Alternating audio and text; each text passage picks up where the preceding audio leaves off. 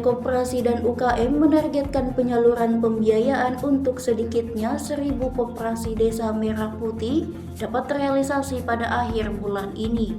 Hal tersebut disampaikan oleh Sekretaris Kementerian Koperasi Republik Indonesia, Ahmad Sabadi, saat rapat koordinasi regional koperasi desa atau Kelurahan Merah Putih di PT Pertamina Niaga Regional Sulawesi, Jalan Garuda, Kota Makassar, pada Selasa 23 September 2025. Dalam rapat tersebut turut hadir anggota DPR RI Ismail Bahtiar, Sekretaris Provinsi Sulsel Jufri Rahman, dan Wali Kota Makassar Munafri Arifuddin. Ahmad Zabadi mengatakan sebagian koperasi merah putih telah di-launching beberapa bulan lalu telah berjalan.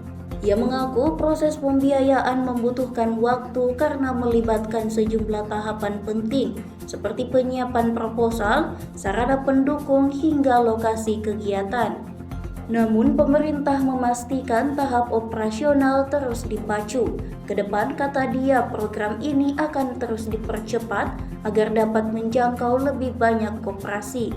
Lalu hingga akhir tahun ini 80.000 koperasi desa merah putih sudah beroperasi. Soal koperasi merah putih. Ya, dalam evaluasi kami, ya setelah diluncurkan program Bapak Presiden 29 Juli, ini ya alhamdulillah sebagian dari koperasi ini bahkan sudah berjalan. Nah, catatan kami lebih dari 10.000 koperasi desa kelurahan ini sudah operasional.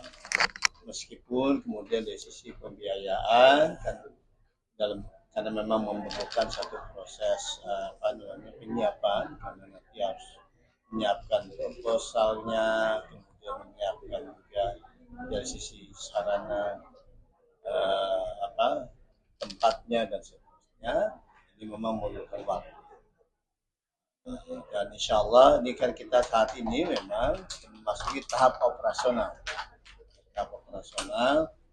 dan kita menargetkan misalnya dalam akhir bulan ini insya Allah kita sudah bisa melakukan pembiayaan dari Himbara ya, untuk skema pembiayaan untuk kurang lebih 1.000 koperasi desa merah putih yang kemudian ini akan diakselerasi. Download Tribun X sekarang, menghadirkan lokal menjadi Indonesia.